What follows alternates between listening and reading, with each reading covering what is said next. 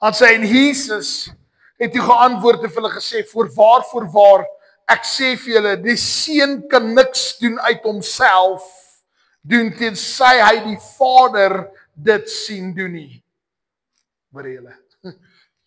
Hy sê, hy kan niks uit homself doen, behalwe wat hy die Vader sien doen nie. En dan sê hy verder, dan sê hy, want alles wat hy doen, dit doen die seun ook net so.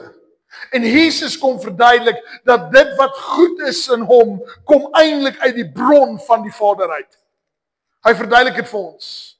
Hy verduidelik homself, dieselfde toe, en ek het al hierdie stukkie verduidelik, ek gaan net weer verduidelik, as hy kom hier kom die ryk jong man, en hy sê, goeie meester, en Jesus sê, kon noem my goed, niemand is goed behalwe die God nie. Niemand is goed behalwe God nie. En eintlik wat hy probeer verduidelik is dat, nie eens ek in myself is goed in my eie selfwese vlees nie. I'm only good because I'm connected to the Almighty. Ek wil vandag vir jou sê, dis wat die hart moet wees. As jy nie daai hart het nie, sal jy nooit verstaan om jouself te laat afsterf nie.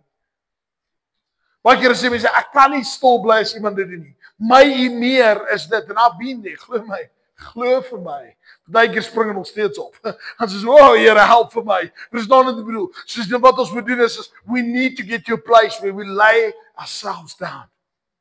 Hierdie week maandag, toe hoor ons moet 'n nuwe perseel kry, nadat ons soveel moeite gesit het in hierdie perseel, en ek besef, luister, die Here, ons gaan 'n plan maak, ek weet nie hoe nie, ek weet nie hoe gaan dit lyk nie, Lord, we need to trust you, was ek so down plek gewees op my oomblik, maar toe ek begin tyd saam met God spandeer, en ek laat die vlees sterf, en ek staan weer in Christus op, toe kan ek weer opstaan, toe sien ek weer kans môre, omdat hy leef.